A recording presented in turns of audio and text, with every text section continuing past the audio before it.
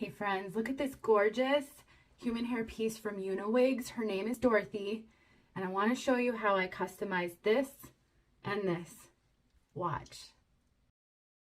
Okay everyone, so what I did on this piece was I took a little face powder, just any kind of loose face powder will work, even something you pick up at the dollar store, and this little makeup brush that I absolutely love and have linked in my bio, and I am just adding a little bit of makeup. Then you take a spoolie to really kind of blend it, especially if you get it on the hair, which I did because it's hard to look in my phone and do this.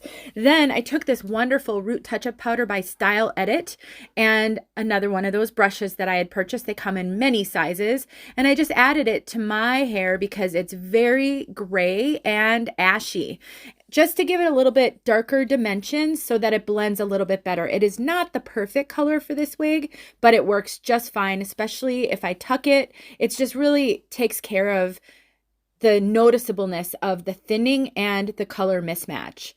And this color I'm using is dark brown. Style Edit has many, many colors on their Root Touch-Up Powder, which I've actually reviewed on my YouTube channel. And that's it. That was all I needed to do to make myself comfortable in this piece and to make it wearable for me.